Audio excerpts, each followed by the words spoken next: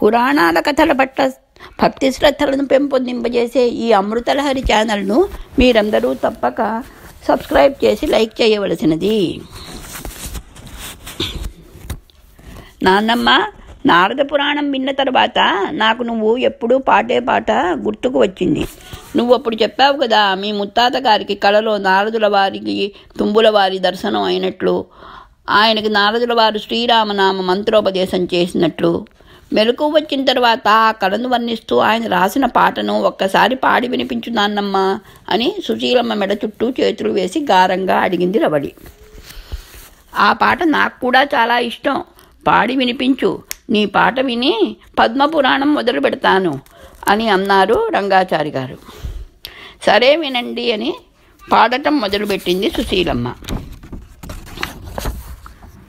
ఎంత మోసము చెందితి కలలోన మిగులా, ఎంత మోసము చెందితి, ఎంత మోసము చెందితిని నా అంతరంగమునందు వారల, చింతసేయక ధర్మమునులే సెంతమైనను చెందనైతిని, ఎంత మోసము చెందితి కలలోన మిగులా, ఎంత మోసము చెందితి. నామమొత్తుగ దిద్దిరి తిరిచూర్ణ రేఖయు కోమలంబుగ తీర్చిరి, ధీరులై నిర్కాయ పింజరి ధారులై నృత్యంబు సల్పగా, ఏమితో చక ఎవ్వరని నేనడిగి తిని అజ్ఞానినైతిని, ఎంత మోసము చెందితి కలలోన మిగులా, ఎంత మోసము చెందితి. ఈడుగా కూర్చుండిరి తంబురలు మీటుచూ జోడుగానే పాడిరి, వేడుకతో ఏ ఊరి వారని అడుగగా చిరునవ్వు నవ్వుచు, మూడు త్రోవలు కలిసి ఉండే మోక్ష పట్టణమనుచు తెలిపిరి, ఎంత మోసము చెందితి కలలోన మిగులా, ఎంత మోసము చెందితి. తెలిసి తెలియకయుంటిని అజ్ఞాన తిమిరము కలిసి ఏకంబాయను, తెలిసి తెలియకయుంటిని అజ్ఞాన తిమిరము కలిసి ఏకంబాయను, పలుకరించితే పలుకరని నే భయము చెందితిని గాని మదిలో, ఫళిర శ్రీ గురుమూర్తి రామ బ్రహ్మమై విలసిల్లినారిటు, ఎంత మోసము చెందితి కలలోన మిగులా, ఎంత మోసము చెందితి. రెప్పలీడకయ చూచిరి సంజీవవరమాయప్పరమ్మని పిలిచిరి, రెప్పలీడకయ చూచిరి సంజీవవరమాయప్పరమ్మని పిలిచిరి, గొప్పగా శ్రీరామనామము ఒప్పుగా బోధించినాకిటు, గొప్పగా శ్రీరామనామము ఒప్పుగా బోధించినాకిటు, రెప్పలిడినే చూచునంతనే చెప్పకనే ఏ చొప్పు కరిగిరో, రెప్పలిడినే చూచునంతనే చెప్పకనే ఏ చొప్పు కరిగిరో, ఎంత మోసము చెందితి కలలోన మిగులా, ఎంత మోసము చెందితి, ఎంత మోసము చెందితి కలలోన మిగులా, ఎంత మోసము చెందితి.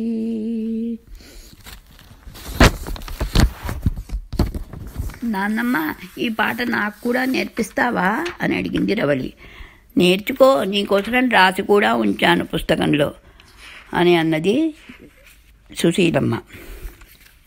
సరే, ఇంకా పద్మపురాణం వినండి, పద్మపురాణం మొదలు పెడుతున్నాను అని రంగాచారి గారు అనడంతో రవళి సర్దుకుని కూర్చున్నది. పద్మపురాణము.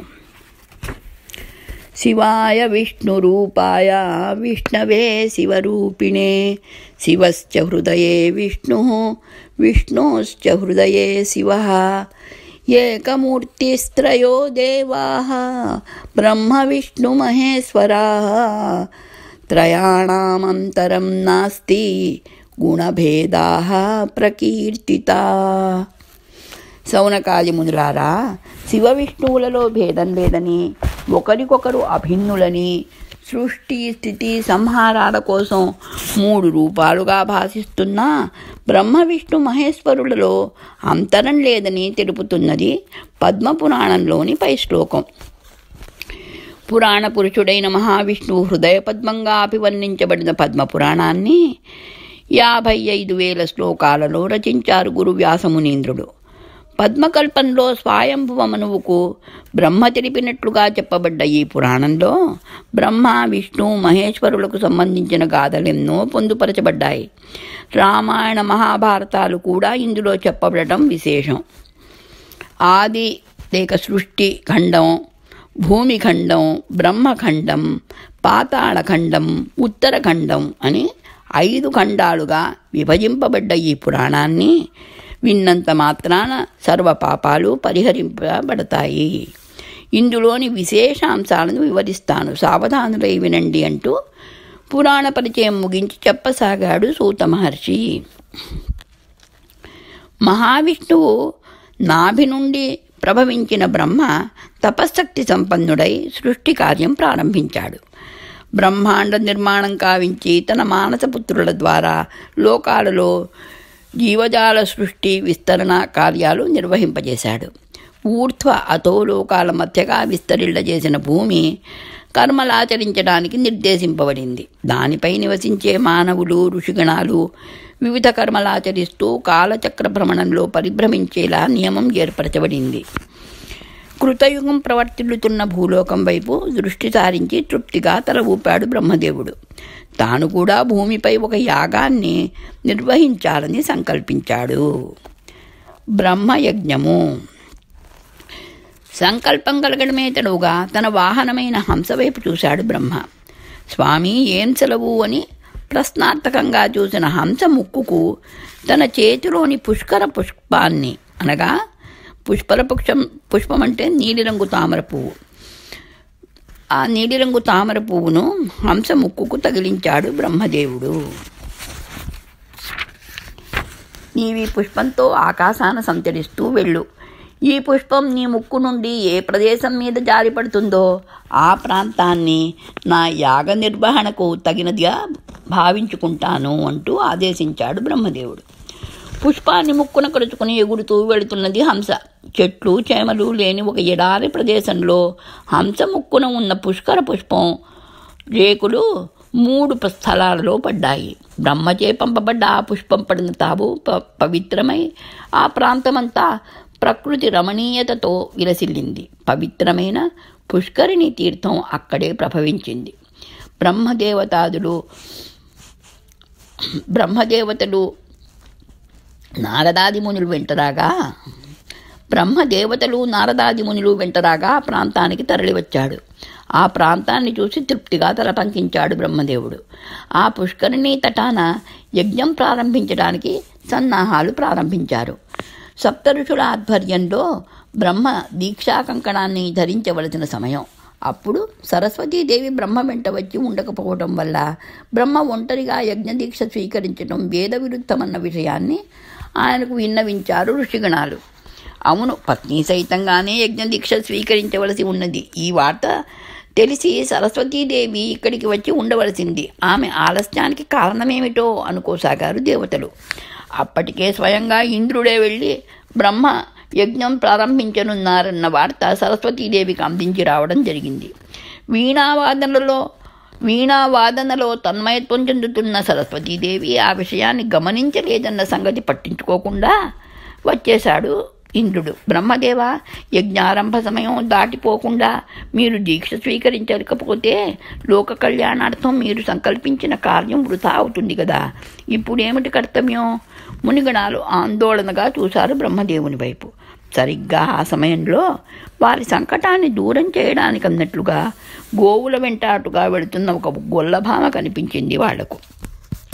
బ్రహ్మదేవునికి ఒక ఆలోచన స్ఫురించింది. వెంటనే ఆ స్త్రీని తమ దగ్గరకు పిలిపించాడు సాదరంగా. ఆమె వెంట నల్లని తెల్లనివి గోవులు కూడా కదిలి వచ్చాయి. కళ్ళున్న కాళ్ల గజ్జలు సందడి చేస్తుండగా, కళకళలాడుతున్న ముఖంలో చిరునవ్వు చిందులాడుతుండగా యజ్ఞం జరగవలసిన ఉన్న చోటుకి వచ్చి అందరికీ నమస్కరించింది. నా పశువుల మంద వల్ల మీ కార్యానికి భంగం కలిగినట్లుంది, క్షమించాలి అన్నది మృదుస్వరంతో. అట్లా భావించవద్దు. గోవులతో నీవుడు రావడం మాకు శుభప్రదం, ఆనందకరం కూడా కావాలని ఆశిస్తున్నాను. సృష్టికర్తనైన నేను ఈ యజ్ఞం ప్రారంభించడానికి పత్ని సహితుడును కావలసి ఉంది. నీకు గాయత్రి అన్న నామాన్ని ప్రసాదిస్తున్నాను. గాయత్రి, నా పత్నివై ఈ యజ్ఞం సఫలం కావడానికి సహకరించు అన్నాడు బ్రహ్మదేవుడు ప్రసన్నంగా చూస్తూ. ఆమె విస్మయంగా చూస్తూనే అంగీకరించడంతో అందరూ ఆందోళన తీరి తృప్తిగా చూశారు. గాంధర్వ విధిని ఆమెను పత్నిగా స్వీకరించాడు బ్రహ్మ. ఇద్దరికీ దీక్షా కంకణాలు ధరింపజేసి సుముహూర్త ఘడియలు దాటకముందే యజ్ఞం బ్రహ్మ సంకల్పానుసారం ప్రారంభించబడి వేదమంత్రాల కోశలో సాగిపోసాగింది. వీణావాదన ఆపింది సరస్వతీదేవి. భూలోకం నుండి వేదమంత్రాల ధ్వని వినరావడంతో లేచి ఆ ధ్వని వినవచ్చిన తావుకు తరలివచ్చింది. అక్కడ కనిపించిన దృశ్యం చూసి ఆమెలో ఆగ్రహావేశాలు పొంగి వచ్చాయి. బ్రహ్మ మరొక స్త్రీతో యజ్ఞం సాగిస్తుండటం చూసి పట్టరాని ఆవేశంతో చరచరా యజ్ఞశాలలో ప్రవేశించింది. అప్పటికి యజ్ఞం పూర్తిగా అయిపోయింది. బ్రహ్మ గాయత్రీదేవి సహితంగా పూర్ణాహుతి మొదలైన కార్యాలు నిర్వర్తించి లేచి వస్తున్నాడు. ఆగండి అంటూ గర్జించింది సరస్వతీదేవి. ఎంతటి సాహసం! నా స్థానంలో మరొక స్త్రీని పత్నిగా స్వీకరించి యజ్ఞం కావించి అధర్మవర్తనులైన మీరు ఈ భూలోకంలో పూజింపబడే అర్హతకు దూరమైనారు. మీరు సృజించిన ఈ భూలోకంలో మీకు పూజా విధులు నిర్వర్తింపబడకుండుగాక మీకిదే నా శాపం అంటూ గిరుక్కున వెనుదిరిగిన ఆమెను అందరూ ప్రసన్నురాల్ని కావించడానికి పరిపరి విధాలుగా స్తుతించసాగారు. మాత, ఇందులో బ్రహ్మదేవుల అపరాధం ఏమాత్రం లేదు. మీరు యజ్ఞారంభ సమయానికి రాకపోవడం వల్ల శుభముహూర్తం దాటిపోకూడదని, సంకల్పించిన యజ్ఞం విఫలం కాకూడదని వారు ఈ గాయత్రీదేవిని పత్నిగా స్వీకరించి యజ్ఞం పరిసమాప్తి కావించారు. మీరు శాంతించి శాపాన్ని ఉపసంహరించండి అంటూ ఋషిగణాలు దేవతలు వేడుకున్నారు. ఇంద్రుడు తాను వచ్చి ఆమెకు వార్త తెలిపినట్లుగా కూడా చెప్పడంతో సరస్వతీదేవి కొద్దిగా శాంతించింది. అంతలో దేవి సరస్వతి భూలోకంలో యజ్ఞం నిర్వర్తించే సంకల్పించిన బ్రహ్మకు, వేదాలకు జనని నీ అంశామూర్తి అయిన గాయత్రీదేవి ప్రతిరూపంగా దేవీమాత అనుగ్రహించిన మానవకన్య గాయత్రి ఇకపై దివ్యత్వం పొంది నీ సోదరిగా పూజింపబడుతుంది. ఆమెపై ఆగ్రహాన్ని కాక ప్రేమాదరణలతో మన్నించవలసినది అంటూ అక్కడ ప్రత్యక్షమైన మహావిష్ణువు తెలియజేయడంతో ప్రసన్నురాలైంది సరస్వతీదేవి.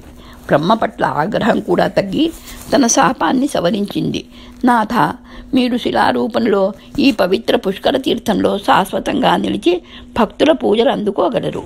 మీకిరువైపులా నేను, సోదరి గాయత్రి కూడా శిలామూర్తుల రూపంలో వెలిసి భక్తుల కోరికలు తీర్చగలము అనడంతో అందరూ ఆనందంతో జయ జయధ్వానాలు చేశారు.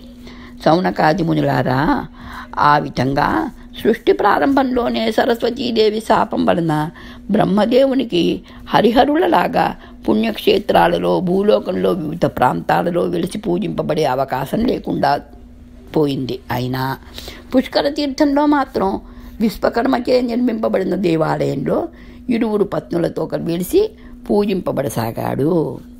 పుష్కర తీర్థం కాలక్రమేణా అత్యంత పవిత్ర పుణ్యక్షేత్రంగా ప్రసిద్ధి చెందింది. మానవుడు ఆ క్షేత్రంలో సృష్టికర్త బ్రహ్మదేవుని, సరస్వతి, గాయత్రి దేవేరులతో పూజించి సర్వశుభాలు పొందసాగారు. గొల్లభామ గాయత్రి దైవత్వాన్ని పొంది గాయత్రి మాతలో విలీనమై పూజింపబడసాగింది. సరస్వతీదేవి ముఖం నుండి వెలువడ్డ 24 బీజాక్షరాలు బ్రహ్మను చేరి ఆయన 4 ముఖాల నుండి 6 అక్షరాలు బహిర్గతం కావడం, ఆ తర్వాత వేదాలు వెలువడడం జరిగింది కదా. ఆ 24 బీజాక్షరాల అధిష్టాన దేవత గాయత్రి అని, సావిత్రి అని 2 నామాలు కలిగి ఉన్నది. దేవీమాత పంచప్రకృతి రూపాలలో సావిత్రి నామంతో ఈ దేవత పూజింపబడుతున్నదని దేవి భాగవత పద్మ పురాణాలలో తెలుపబడింది. దుర్గా, రాధ, లక్ష్మీ, సరస్వతి, సావిత్రి అనబడే పంచశక్తులలో సావిత్రి, గాయత్రి అనబడే నామాలతో దేవతల చేత పూజింపబడిన దేవీమాత శక్తి రూపమే వేదాలకు మూలము, జనని అని బ్రహ్మ ఉపదేశించడంతో ఋషిగణాలు ఆ దేవీ సంబంధిత మంత్రాలను గ్రహించి ఉపాసించసాగారు.